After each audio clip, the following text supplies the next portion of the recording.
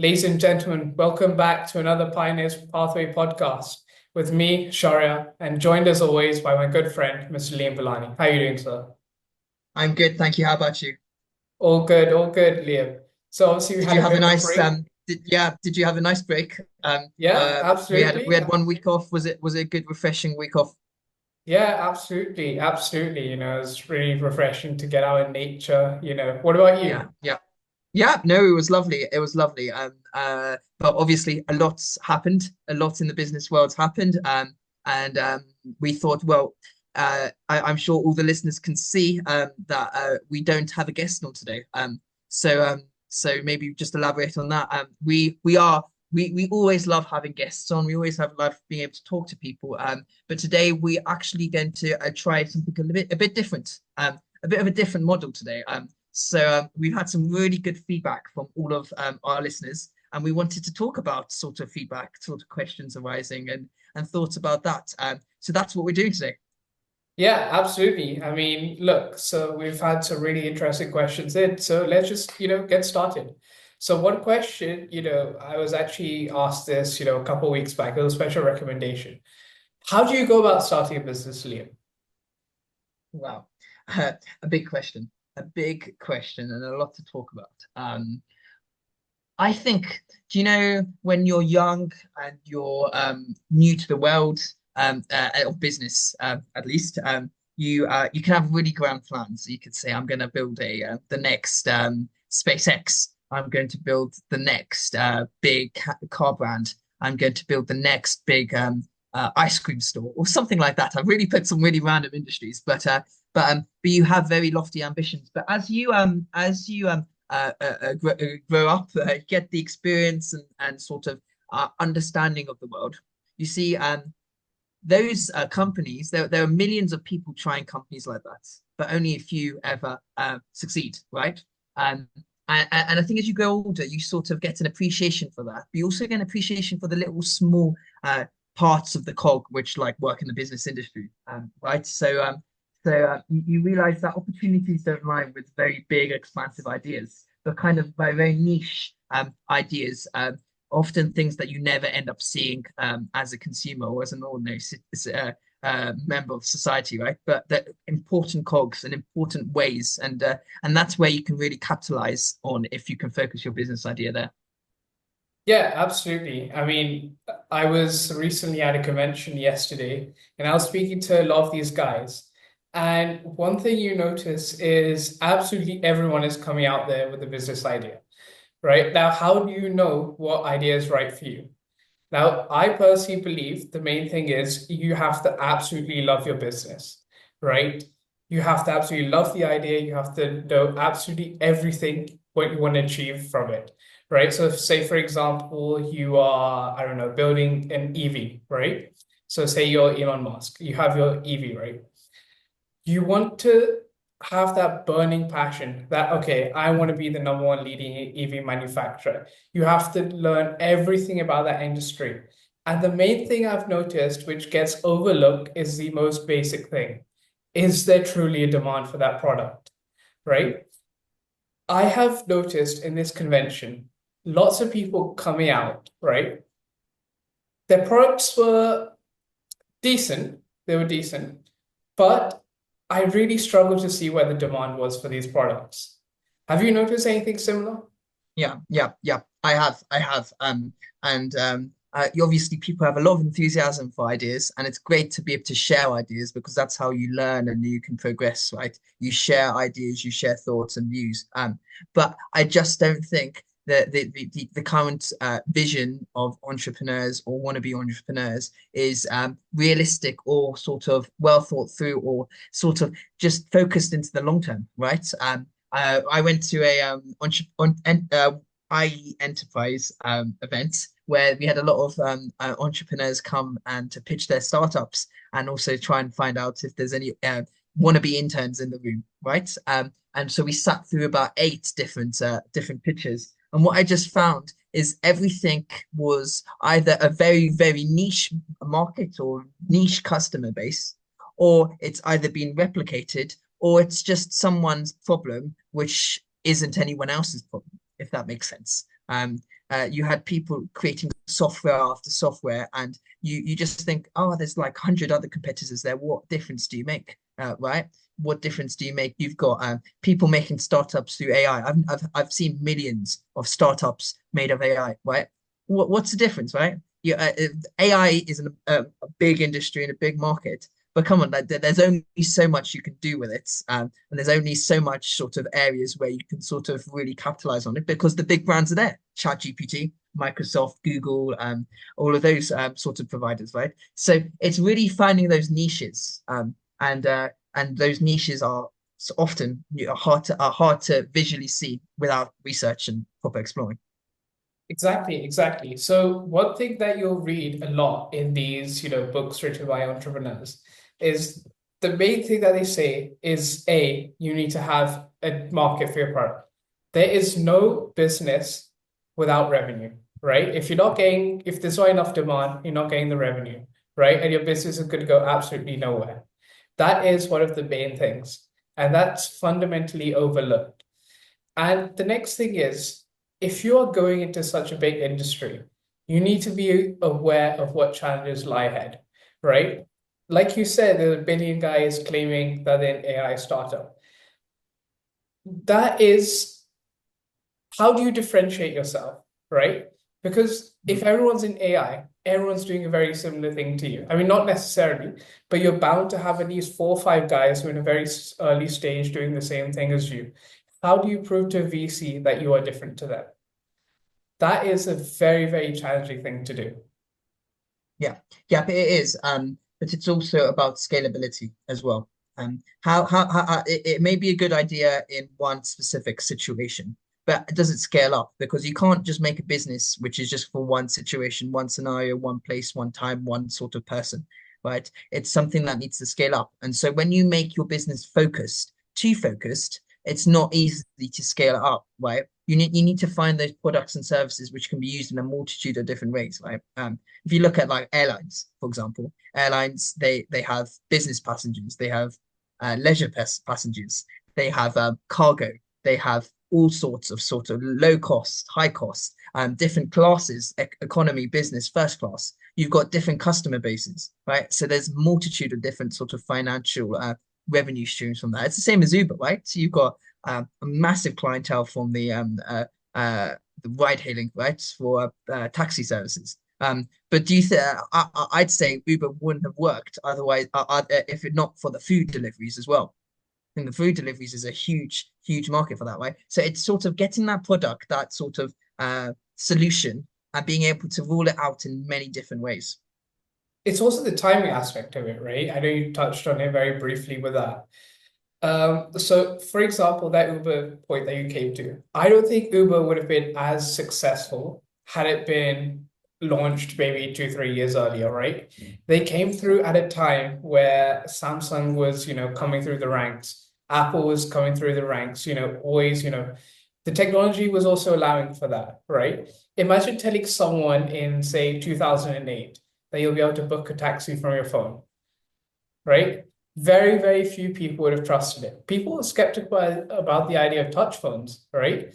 And then now suddenly you put your credit card details in, you have to trust their payment systems, everything. Yeah, So yeah, it's no, highly down to timing as well. timing the culture, bringing people to understand and to really trust your service. And that's not just by spending loads of money. That's a communication thing, a relationship that you have to develop, right? And it's also, you have to look at the execution of it, right? So I know I mentioned Tesla earlier. There's like 100 other EV brands out there, right? So you have Tesla, you have Rivian, you have Fisher. I think there's one called Fisher, right? Yeah, yeah. Yeah, and you have MG, you've got BYD. Now, if you look at Rivian, say compared to Tesla, right? Rivian recently have been struggling the past 2, 3 years, right? If you compare them to Tesla, Rivian, at the end of the day, their core product is the same, right? Obviously, if you look at very superficial level, both EVs, right? But Mhm. Tesla's execution of it has been far better than Rivian. In fact, Rivian lost, I think, 100,000 orders from their biggest investor, Amazon. That just shows Yeah, pure poor execution. Yeah, yeah, no, exactly, exactly. It's about the execution. It's how you deliver, and how you create sort of your brand, your following, and you create that relationship. You create the reputation. It's the reputation that matters, right? I'd also say a company which forecasts, a company which stays, which sort of looks back on past trends, but also f looks to the future, right? Forecasting is really, really crucial, but also sort of playing around with your abilities, molding your abilities, and really sort of putting pressure on your business model, keeping that pressure on there, right? Keeping the pressure on your financial models, your business models, your constraints. What's going to really maximize every last penny of your resources and last penny of your abilities, right? And I think that's really crucial. We were talking about this beforehand, but data's a big thing, and I'm a convert to data now. I think data's amazing. Data's like the next big language in the business world. It's not just money, it's data. Data is more valuable, I think, than money, because you can throw a lot of money into a product, but if the data and if the trends aren't there, you're going to lose it all. Yeah, exactly. Um, I mean, the but data can you can help throw you. it, and you can throw a little bit of money, but with a lot of data, and that money will grow. Yeah, exactly. I mean, data can help you be more adjusted for trends, right? So say, for example, you have instability. I know that's something we wanted to touch upon, so I guess let's just go for it here. If you have instability in the market, you also Yeah, have to be prepared for that as a business, all right? And in fact, this is a very interesting thing. So MIT have this openware thing. I'm sure everyone's aware of it, right? So in that, there's a course which is dedicated to business plans. And what the lecturer said was, the best businesses are the ones that come out of a recession, right? They're the ones who yeah, are founded during a recession. Why? Because VCs are at their strictest in terms of capital, whatever. The markets are very, very tough. So you know right off the bat that if your idea is going to do well in a recession, then you're going to do well in an upturn. yeah, yeah, yeah. Because you have that mindset. You have Exactly. the risk. You have the sort of the mindset that you're gonna bleed yourself dry. You're gonna really push it the constraints you have. Really try to maximize every last penny of your resources. And it's the survival of the fittest, Charles Darwin's survival of the fittest, right? Absolutely. And that requires, it's not just sort of really pushing at your resources, it's strategically using your resources. And I think as investors, people want companies which do that. I certainly would want to invest in a company which really maximizes its resources, and there must be sort of models out there where you can really calculate. I know there's definitely the price to income ratio when you're looking at a stock market, right? Which really shows how do you the companies which are undervalued. Companies which are undervalued but are performing really well. Why is that the case? And is there an opportunity there? But is there an opportunity with companies that really use every last penny? You know, if you spend £1, do you get £10 back, or do you just get £5 back? It's really that's what's going to make and break it. Yeah, absolutely. I mean, spending money to get clients is one of the most important ways, right? So I know that's Yeah. another thing we also want to touch upon. If you have a business, how do you go about securing your clients? Because I you've think been that's given all this it, pot of money, right? How do you yeah. get that, first set of clients? I think it's marketing. It's effectively marketing, but to effectively market, you need to know your segmentation. You need to know your customers. You need to know their demographics, their locations, their preferences. You need to really do that, but you also need to know how you're going to market. Are you going to market directly to your customers, or are you through third party people? Are you going to you spend and will your spending correlate well with the people you're trying to get into your buying your products or your services, right? Marketing, but really well thought through, I'd say. Yeah, no, absolutely, I agree. And have you heard of the idea of the ideal customer? Briefly, why don't you, if you're able to Yeah, elaborate a bit more, sure. I'm sure people would be interested. So I'm not sure if it's if this idea has come from Russell Brunson, but he has this book called Dot-Com Secrets. It's one of the must-read books if you're looking to get into business, right? It's one of the best books out there. And he suggests this idea of the ideal customer. What you need to do as a business is you need to have this, image in your head, right? I want, say your ideal customer is, I don't know, say you're doing like a gym membership, right? You're starting off a gym. You want to have in mind exactly your customer's age range, what exact type of customer you want. I'm trying to think of a good way to explain this. Um, yeah, you need to know, say their income level. So how much they're willing to spend. So how much is their disposable income? I need to map that out completely. That way, you know exactly who to target. And that way, you're not wasting time by targeting people who are not likely to be your client, right? If Yeah. you are able to target people who match your brief, right, to the T, you could approach them and have a greater success level. Yeah. Yeah, it's that ideal customer. That's really interesting, actually. Because it's not easy to be able to get when you're starting out as a company, trying to get that data on your ideal customer. You can get a rough idea. You know what Yeah. they are. But over time, it's when you get the raw trends, the raw data, and you're able to sort of really map out the ideal customer and link that back into your business stages and your sort of the business plan, right? Because you get to Yeah. know It's a when are make your or ideal break. customers coming in. At the beginning, you're based on third-party information sources, but over time, you're able to get that information source from within.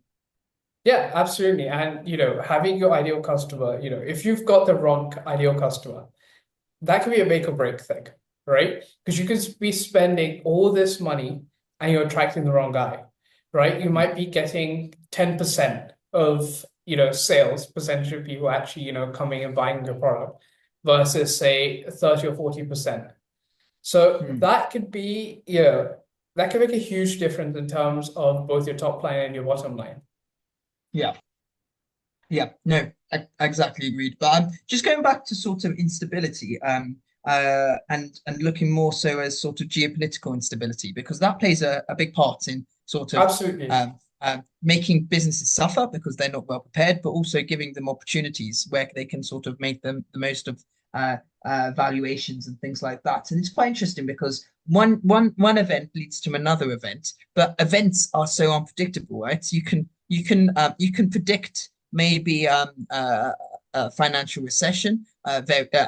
Well, the trait of a financial recession, where stock markets will start decreasing, there'll be high unemployment, things like that. But can you predict war? Can you predict natural disasters? And that's interesting because they have such a big ramification on that. So it's not just long-term planning; it's also just getting that data quickly and seeing how that data correlates to a specific market, region, sort of uh, area, right? I'm just as an example, sort of looking at natural agricultural prices, right? If there's a drought, what's going to happen to the price of food? And it does. It has a big impact, but that price of food then goes down to the ordinary consumer or the one shop, right? Will they get? Will they be? If I was like a restaurant owner, would I look at sort of the price of wheat, like in general, maybe in a far-flung place, and be able to link that back to my own business? Probably not easily, right? They're a restaurant owner, so do they know much about data, or they as fluid about that? But can you also link that back, right? Because it does. In the end of the day, it will, because the wheat will impact all across quite a lot of different goods, which will then impact UK prices, maybe, which will then impact London prices, which will then impact that one shop, right? So it's sort of being able to navigate your supply chain, but navigate your sort of have a bigger picture of things. And I also think it's the way you react to these things. It could be even as small as like a policy change, right? So in the UK, I'm sure you've heard they're planning to increase capital gains tax from Mm, 25% to 39%. Now I've heard that's, deterring a lot of entrepreneurs, right? yeah, It's things as small as that. So what you're seeing now is a load of entrepreneurs, they want to quickly sell off their, stake in their business before this is going to come into effect. Now, what does that mm, mean? If what it means is, say you founded your business, right? And you have all these investors on board. Now, if you see your founder, right, trying to exit, that doesn't reflect well, right? Because the founder knows everything about his business. He knows the ins and outs. It is his thing. And if he's not willing to, put in the same amount of effort because he's not getting the same return, that's going to affect the whole economy. yeah, yeah, yeah. Because that one person, that it's not just happening to that one person. They might think it is, but it's happening to a lot more people around them. And It's a slowly, loop in slowly, a it's way, just going to isn't grow. it? Yeah, yeah, yeah. No, definitely, definitely. What would you say, sort of looking at instability, charting a business action plan during instability, both to ward off weakness, but to really make the most of opportunities. How do you think businesses should navigate that? How do you think they can plan for the long term and really grow and prosper through that? Do you think there's like a set plan, or do you think have any ideas what they could do really? I think first was very hard, right? Going back to the point, sure, you could predict like, I don't know, a few basic, changes and trends. But say, for example, the pandemic, right? 2019, the UK was flourishing. I'm taking the UK example, right? Mm. Look at, a few months down the line. I think like 2019 December, the UK economy was the strongest it ever been. Lowest Yeah, unemployment, inflation, in the perfect range, 2%, as always, right? yeah. Growth was pretty good. Mm. Fast forward a few months later, a pandemic happens, stock market crashes. And even after that, right, the UK could see what was happening in China and Asia because that's where it hit first. Now, the UK and other countries, they were slow to react, right? Yeah, So the same way, if you're a business, you're a small business, it's very, very tough for you to know what to do in these situations, especially if it's your first business, it's your first time. I think the yeah, best way to go about doing this is you always have to have at least your own mitigation plan, right? It might not be perfect, but even if you're able to, it's all damage limitation, right? So if you have a plan which can say, limit the damage by 10%, that's still helping you a lot. Do you see what I mean? Right? yeah, You're still yeah, getting something. Whereas if you have no plan, right? No, say your plan is to have X amount of like cash reserves, right? yeah. And that's your plan. You've always maintained, I don't know, a quick ratio of 15%, right? Mm. That in a way is your mitigation plan. If you don't have that thing and you're, open books, whatever, when a recession hits and you need more cash, you are going to struggle a lot more. Yeah, yeah.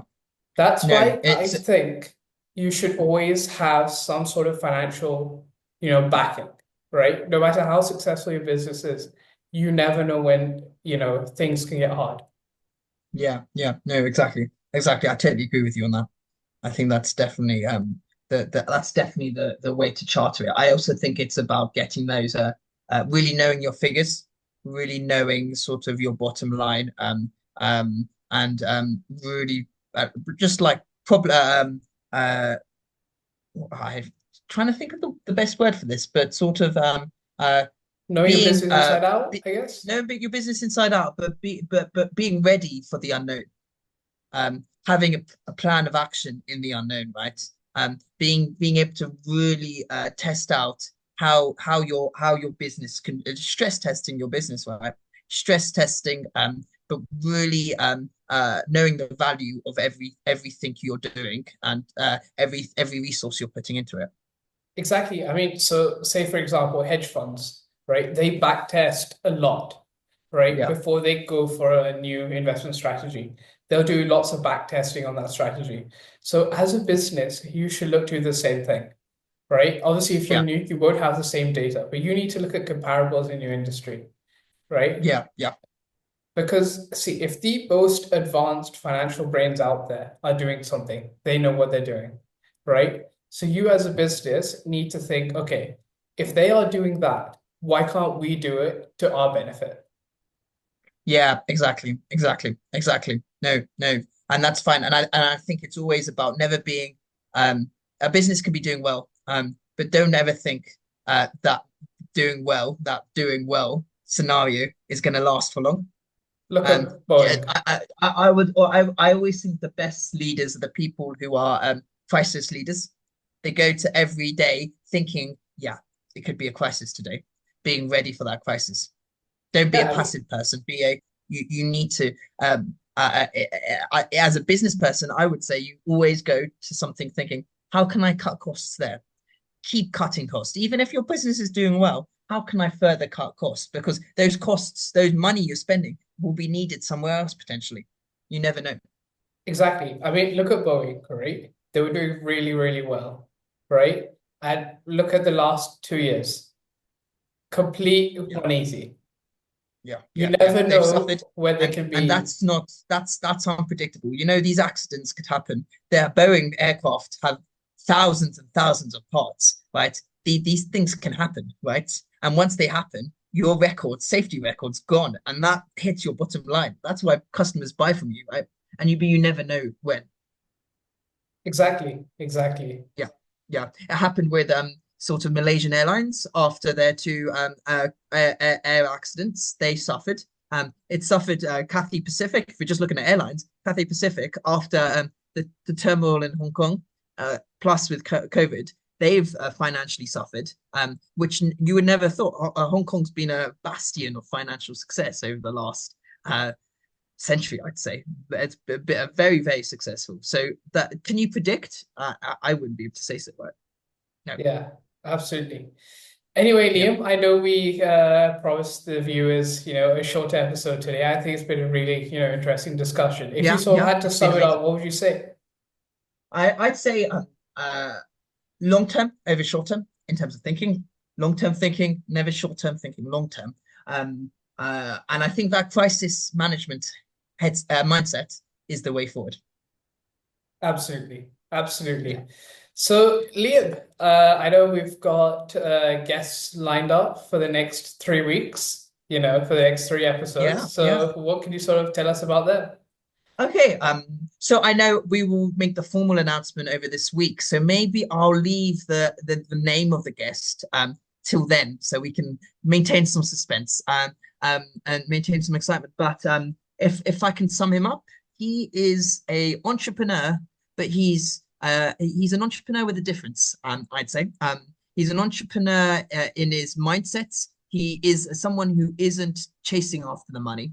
He's not a for-profit entrepreneur. He's a person who builds organizations and has built a very successful organization through an entrepreneurial mindset, right? And that's what we're going to really talk about that and how the power of networking, the power of getting people together, like-minded people together, really works well in creating the next best organizations.